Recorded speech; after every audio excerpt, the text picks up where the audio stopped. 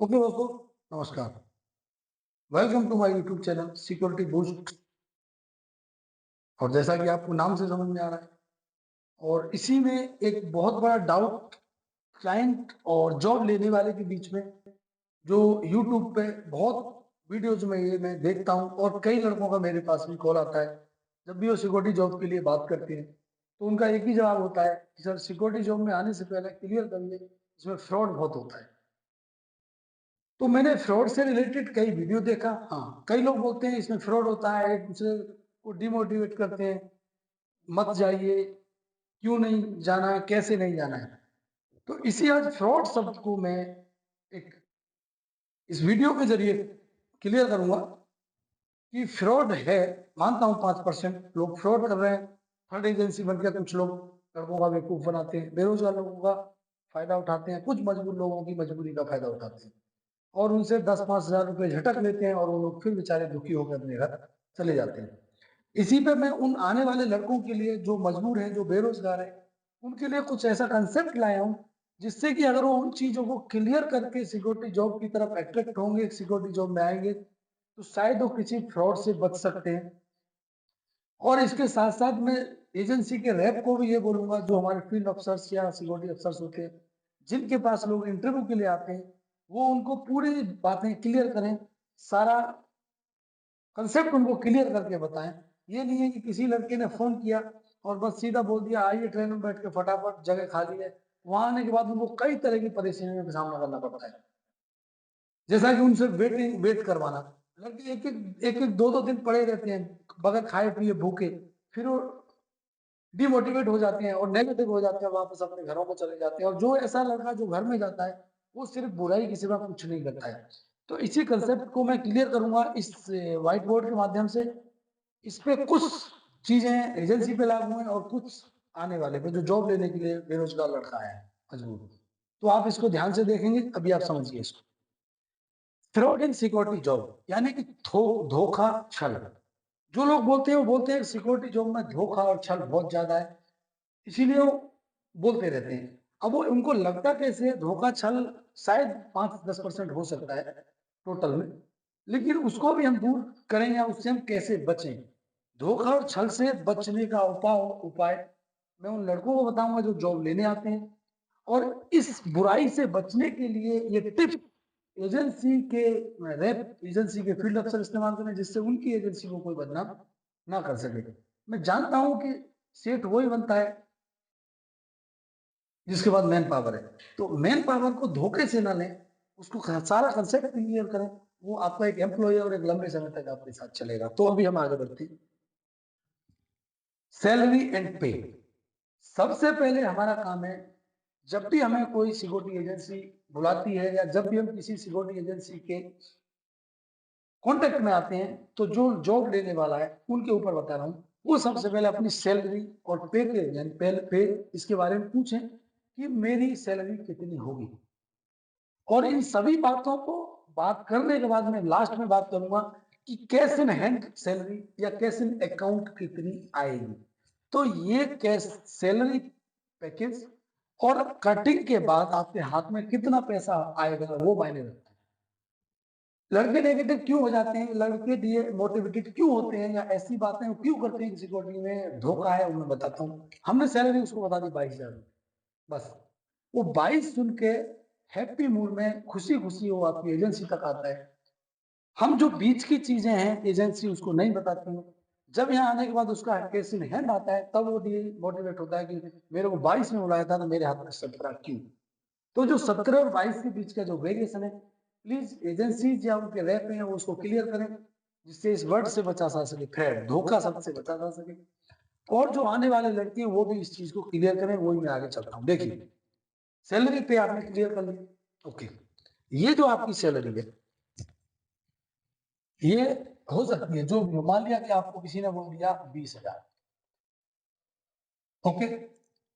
अब फिर एकोमोडेशन, भाई आप एजेंसी से क्लियर पूछते, जिसपे भी आप जॉब करने जा रहे हैं उससे क्लियर पूछिए कि भाई हमको रहने का खुद का बंदोबस्त करना पड़ेगा या कंपनी की तरफ से मिलेगा, ये चीज भी आप क्लियर करें, ओके। फिर तीसरी चीज आती है डाइट। आप डाइट में पूछ सकते हैं कि खाना हमें हाथ से बनाना पड़ेगा या कंपनी के अंदर कंपनी से मिलेगा या हमारी जो एजेंसी है उसका मेस चलता है, ये भी आप क्लियर करके आए। ओके। चौथी बात आती है ड्रेस। मोस्ट इंपॉर्टेंट, यहाँ से लड़के नेगेटिव और डिमोटिवेट होते हैं। क्यों? हम ड्रेस की कटिंग के बारे में नहीं बताते। कुछ एजेंसियां इसमें एडवांस लेती हैं और कुछ एजेंसियां उनके सैलरी में से काटती हैं, कोई 1 महीने में, कोई 2 महीने में। तो इस चीज को मैं एजेंसी के लिए भी बोलूंगा और लड़कों के लिए भी इस चीज को पक्का क्लियर करें। ड्रेस की जो कटिंग है, ये जो कटिंग है आपकी, इसको क्लियर क्यों करें कि ये लेके 2000 से 2000 टू 8000 तक एजेंसियां ड्रेस किट का खर्चा काटती हैं। फिर हम जाते हैं ड्यूटी आवर्स। इसके बारे में भी क्लियर करें कि ड्यूटी हमारी 8 घंटे की होगी या 12 आवर्स की होगी। इसको भी क्लियर करके आए कि ड्यूटी हमारी 8 घंटे की होगी या 12 घंटे की। फिर हम आगे चलते हैं ड्यूटी के डेज, इसको भी क्लियर करके आए कि ड्यूटी जो है हमारी ये 26 दिन की होगी या 30 दिन की होगी। ओके, समझ रहे हैं आप? समझते जाइए इसको। आपने ये क्वेश्चन करना ही करना है जो सिक्योरिटी में आने से पहले। ड्यूटी लोकेशन, आप ये भी पूछ सकते हैं कि मेरी ड्यूटी कहाँ पे होगी। फैक्ट्री में होगी, कॉलोनी के गेट पे होगी, मॉल में होगी या किसी पावर प्लांट में होगी या किसी पोर्ट पे होगी। आप उस चीज को क्लियर करें कि मेरी ड्यूटी कहाँ होगी, उसका इलाका, लोकेशन, उसका इलाका क्लियर करके आए। क्यों? आप आए होंगे साफ सुथरे रहने वाले स्टाइल वाले लड़के हैं, आपको मॉल में रहने का दिल है, वो किसी पोर्ट में भेज देगा। पोर्ट का काम अलग होता है, मॉल का काम अलग होता है, इंडस्ट्रीज का काम अलग होता है, पावर प्लांट का काम अलग होता है। तो ये पहले आप क्लियर करें। या फिर सारे, जब नौकरी करनी है तो फिर इसमें ये ना सोचें मेरे को कहाँ करना है, क्योंकि हम गांव से आराम करके आते हैं तो ये चीजें हमें उस टाइम सहन नहीं होती है। और जब भी आए सहन शक्ति को थोड़ा बढ़ा के आए। मैंने एक वीडियो डाला है न्यू सिक्योरिटी एनरोलमेंट गार्ड के लिए टिप्स। अगर आप उसको पढ़ के आएंगे और इस चीज को समझ लिया तो आपको नेगेटिविटी आपके दिमाग से निकल जाएगी। आप ना किसी को फ्रॉड बोलेंगे और ना ही आप बोलेंगे हमको धोखा हो गया, क्योंकि हर चीज को पहले क्लियर कीजिए। ओके। फिर आती है कन्वेंस, आने जाने की बात। इसको भी क्लियर करके आए कि हम रहेंगे कहाँ, ये क्लियर हो गया एकोमोडेशन। लेकिन एकोमोडेशन से जो आपका ड्यूटी प्लेस है वहां तक जाने के लिए हमको कंपनी का साधन मिलेगा या हम अपने किराए से जाएंगे, ये चीज भी क्लियर करके आए। मान लिया कि आपको 22,000 सैलरी तो दे दो, लेकिन आपको बोल दिया भाई आप अपने पैसे से रहेंगे और आना जाना भी आपके हाथ से होगा, तब आपके हाथ में 12,000 14,000 कर सकते हैं खाना पीना खा के। तो ये चीजें आप क्लियर करें, ये एक नौकरी लेने वाले की जिम्मेदारी है। बताने वाला ना बताए तो आप क्वेश्चन तो कीजिए ना। बताने वाले को तो आदमी चाहिए, बताने वाले को तो गाइड चाहिए, तो वो आपको पूरी चीज नहीं बताएगा, नहीं तो आप नहीं आएंगे। तो ये चीज क्लियर करनी है। फिर बात करते हैं वेटिंग पेशेंस, ये मुख्य बात बता रहा हूं मैं आपको। जब भर्ती होने के लिए आप आए किसी के पास, हो सकता है उनका इंटरव्यू लेने वाली पार्टी ना हो, आपको एक रात ठहरना पड़ सकता है, आपको 2 रात ठहरना पड़ सकता है। तो इंतजार करने की शक्ति आपके अंदर होनी चाहिए। मुख्य पॉइंट वेटिंग पेशेंस। ये नहीं है आप आते यहाँ तो बिस्तर नहीं लगा हुआ है फौज की तरह, यहाँ तो हमको चारपाई नहीं मिल रही, यहाँ तो पानी नहीं मिल रहा है, यहाँ तो फोन चार्ज की सुविधा नहीं है। मैंने कई केस हैंडल किए हैं, तभी बता रहा हूँ। फिर भी वो लड़के अपने गांव चले गए, क्यों? पेशेंस पावर तो थी नहीं। उसके बाद घर पे अपना अच्छे घर से आए होंगे, एजुकेशन कम रहने इस कारण आना पड़ा। तो ये सारी चीज उनको नहीं बताई गई थी और वो नेगेटिव हो गए, 3 दिन परेशान हो गए, लोग वापस चले। तो मैं तो बोलता हूँ हर एजेंसी को ये चीजें क्लियर करना चाहिए। बार बार मैं एजेंसी को भी बोल रहा हूँ और इंडिविजुअल को भी। फिर आता है पीएफ। पीएफ कटेगा या नहीं, कितना कटेगा, क्यों? पीएफ भी एक सैलरी का आपका पार्ट है। तो इसको भी क्लियर करें। ये 1,000 रुपए से लेके 1,800 2,700 ये कितना भी हो सकता है। पीएफ आपका परसेंटेज के ऊपर होता है, आपकी वो बेसिक क्या लगाया। इंश्योरेंस, इंश्योरेंस भी होता है किसी किसी जगह। आप इंश्योरेंस के बारे में भी मालूम करें कि 1 लाख का जो इंश्योरेंस होता है वो हमारा होगा कि नहीं, क्योंकि लेबर का होता है। तो जो सिक्योरिटी कैटेगरी का जो वर्क ऑर्डर है लेबर कैटेगरी के हिसाब से बनता है, तो आपको उसके हिसाब से होगा कि नहीं, ये भी पूछे। एडवांस डिपॉजिट, कई एजेंसियां बंदे को बांधने के लिए, लड़के को बुक करने के लिए एडवांस में उससे 5,000, 7,000, 2,000, 1,500 एडवांस डिपॉजिट कराती है ट्रेनिंग के नाम से। इस चीज को भी आप क्लियर करके आए। ट्रेनिंग फीस, कुछ ट्रेनिंग फीस के नाम पर पैसे लेते हैं, इस चीज को भी, इस कंसेप्ट को भी क्लियर करके आए। भाई ट्रेनिंग में फीस भी है क्या आपके पास, या ट्रेनिंग होगी या नहीं, ये दोनों बातें। जहाँ ट्रेनिंग नहीं होगी वहाँ कोई फीस नहीं होगी, जहाँ ट्रेनिंग होगी वो फीस के नाम पर पैसा ले सकते हैं, जबकि ट्रेनिंग देना उनका काम, उनकी एजेंसी का काम है। फिर एक लीव रूल, आपका छुट्टी का क्या प्लान है, आप कितने दिन के बाद छुट्टी देते हैं, एजेंसी से ये भी क्लियर करना है। भाई आप 3 महीने के बाद छुट्टी देंगे, 1 महीने के बाद छुट्टी देंगे, इमरजेंसी में छुट्टी मिलेगी या नहीं मिलेगी। क्योंकि भाई जब आदमी यहाँ आया है, किसी समाज से आया है, तो उसके यहाँ पे शादी ब्याह, कोई भी ट्रेजिडी, कोई भी कैसी भी चीज हो सकती है, तो छुट्टी तो इस दुनिया में चाहिए। इस चीज को भी क्लियर करके आए। ओके, ट्रेनिंग पीरियड पे एक ये बहुत बड़ा लोचा है। कई जगह 3 दिन ट्रेनिंग कराते हैं, लेकिन उस 3 दिन की सैलरी नहीं देते हैं। 3 दिन के बाद जब उसका एंट्री पास बनता है, जब उसका पास बन जाता है, उसके बाद से लोग ट्रेनिंग स्टार्ट, सैलरी स्टार्ट करती है। तो जब उसकी सैलरी चढ़ के आती है, तो वो जो एक 3 दिन जोड़ के रखता है, तो जब उसके खाते में कम सैलरी है, हिसाब पूरा जोड़ सकता है, फिर वो एक नेगेटिव की तरफ जाता है कि मेरा 3 दिन का पैसा क्यों काट दिया। फिर हम जब तक समझाते हैं, उसका दिमाग उखड़ जाता है। क्योंकि जैसा लड़का आता है उसको उसको कन्विंस करना, हमें पूरी चीज समझाना हमारी ड्यूटी है। हमारे फील्ड अफसर, हमारे एरिया अफसर, हमारे सिक्योरिटी मैनेजर, हमारा सिक्योरिटी अफसर, सबकी जिम्मेवारी बनती है उस कंसेप्ट को क्लियर करने की। किसी को बेचारा समझ के बांध लेना, उसको गलत संदेश मत दीजिए, ताकि वो आपके बारे में गलत संदेश ना दे। और कई हमारे फील्ड अफसर, सिक्योरिटी अफसर बड़े स्ट्रिक्ट डिफेंस के हिसाब से उनको होल्ड करते हैं। अगर वो डिफेंस के हिसाब से होल्ड होता तो डिफेंस में क्यों नहीं जाता, वो पुलिस में क्यों नहीं जाता, वो फोर्स में क्यों नहीं जाता, उसके लायक उसका कैलिबर नहीं था, या उसकी किस्मत खराब थी, तभी तो आपके पास आया। तो आप उसको सिक्योरिटी गार्ड के हिसाब से ही हैंडल करें, ना कि एक फौजी के हिसाब से। फौजी की सैलरी 70,000, 80,000 हो सकती है सरकारी नौकरी में, लेकिन ये आपका 12 से 22,000 के बीच का आदमी है, तो उसको उसी हिसाब से उसके ऊपर प्रेशर और लॉ ऑर्डर लगाए।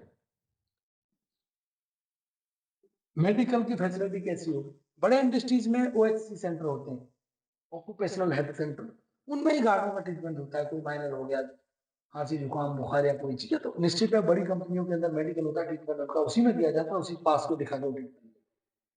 जैसा कि मैंने देखा है, पे होल्डिंग रूल सबसे खतरनाक रूल, पे होल्डिंग रूल। कुछ एजेंसियां 7 दिन का पे होल्ड का रूल रखती है कि आपकी 7 दिन की पे रोक के हर बार आपको सैलरी देंगे। तो जब 7 दिन की पे रुकती है, तो भाई 20,000 वाला रह जाता है 12,000, फिर उसका दिमाग घूमता है। असली सिक्योरिटी गाइडलाइन में पहले 3 महीने ही गार्ड को कंट्रोल करना होता है, फिर वो इस सिस्टम में ढल जाता है। तो जब पे होल्डिंग रूल है, इसको भी समझाएं भाई, हमारे यहाँ 7 दिन की सैलरी रोकी जाती है। गार्ड का भी काम है पे होल्डिंग रूल के बारे में पक्का पूछें कि भाई अगर आप नौकरी छोड़ के जाएंगे तो आपकी 7 दिन की सैलरी रोकी जाएगी, अपनी मर्जी से जाएंगे तो। अब निश्चित है आपको एजेंसी तो नहीं भेजती है, उसको तो आदमी की जरूरत है। अब फाइनल चीज, कैश इन हैंड, ये आप क्लियर करें कि भाई आपके सारे खर्चे काट के कैश इन हैंड मेरे हाथ में कितना आएगा, मेरे को ये क्लियर बताइए। मेरे को इस 20 और 22 से मतलब नहीं है, आपके खर्चे पूरे बताइए, उसको कट के मेरे हाथ में कितना आएगा, ये पूछना एक नौकरी देने वाले की अधिकार है, उसकी जिम्मेवारी है, और उसको पूछना ही चाहिए। तो दोस्तों आपको मैंने ये चीज क्यों समझाई, ये सारी वस्तुएं, कि इसी के चलते लोग बोलते हैं फ्रॉड होता है। फ्रॉड कुछ नहीं होता है, फ्रॉड हमारे दिमाग में बैठ जाता है, क्योंकि हम इन सारी चीजों को क्लियर नहीं करते हैं, और इन चीजों को जब हम क्लियर नहीं करेंगे, तो ये चीज हमें बाद में फ्रॉड नजर आती है। बात मेरी समझ में आई। तो हर चीज के बारे में, पे के बारे में पूछें, एकोमोडेशन के बारे में पूछें, डाइट बिल खाने के बारे में पूछें, ड्रेस के बारे में पूछें, ड्यूटी आवर्स, ड्यूटी के डेज, ड्यूटी का लोकेशन, आने जाने की सुविधा, PF, insurance, advance deposit, training fees, leave rule, training period पे, मेडिकल और पे होल्डिंग रूल के बारे में पक्का पूछें, तब आप जान सकते हैं कि सैलरी कितनी है मेरी, और मेरे हाथ में कितना आएगा, और मेरा पीएफ कितना कटेगा। लास्ट में आपका 2 चीज रह जाती है, कैश इन हैंड या अकाउंट, और आपका पीएफ। ओके दोस्तों, और वेटिंग पेशेंस जरूर बढ़ाते हैं, एक तो लग जाता है। तो किसी को फ्रॉड बोलना ये भी अच्छी बात नहीं है, और किसी का फ्रॉड खुद को डिक्लेयर करवाना वो भी अच्छी बात नहीं है। इसलिए दोनों कंसेप्ट, जो जॉब लेने आया है जॉब लेने जो आया है इसकी भी जिम्मेदारी है पूरा क्लियर करना, और जो जॉब दे रहा है एजेंसी, इन दोनों की जवाबदारी है इस चीज को दूर करने के लिए। जॉब लेने वाला पूरे क्वेश्चन पूछे और जॉब देने वाला उसको पूरा कंसेप्ट क्लियर करे, नहीं तो कोई मीनिंग नहीं है। ओके, तो दोस्तों आपको ये कंसेप्ट समझ में आया होगा। अभी आपके दिमाग से जो नए लड़के आने वाले हैं वो एक चीज समझें, और जिनके में फ्रॉड घुसा हुआ है उसको वो दूर करें और इस चीज को समझने की कोशिश करें। मैं उम्मीद करूंगा आपको ये बहुत ही अच्छी तरह से कंसेप्ट समझ में आएगा, क्योंकि इसके ऊपर वीडियो क्लियरली कोई बनाता नहीं है। मैं निष्पक्ष वीडियो बनाता हूँ, मेरे को ना एजेंसी से कोई लेना देना है, ना ही आने वाले लड़कों को दुखी करने का टारगेट हमारा है। हमारा टारगेट होना चाहिए वो खुशी खुशी नौकरी करे जब तक करे, और उसको हम पूरा कंसेप्ट क्लियर करें, और वो खुद अपना पूरा कंसेप्ट क्लियर करे। जब वो क्वेश्चन करे तो आप उनका पूरे का जवाब। फिजिकल फिटनेस क्या है आप वो अपना पूरा बताएं, हाइट वेट जो भी आपके यहाँ है, आपकी एजुकेशन, उसके ऊपर मैं ऑलरेडी वीडियो बना चुका हूँ, लिंक में आप जाकर देख सकते हैं कि भर्ती, ये गार्ड को भर्ती होने के लिए क्या क्या चाहिए, गार्ड की सैलरी क्या क्या क्या लगती है, उसकी कंसेप्ट क्या है, उसका तरीका क्या है, वो हर वीडियोस मेरे सिक्योरिटी बूस्ट चैनल के अंदर है। आप बैक में जाके लिंक ओपन करके आप देख सकते हैं। ओके दोस्तों, इसी तरह के वीडियोस प्राप्त करने के लिए आप वीडियोस को like and share and subscribe करते रहें, और मोटिवेशनल और नॉलेजेबल वीडियोस समय समय पर आप प्राप्त होते हैं। ओके दोस्तों, थैंक यू, जय हिंद।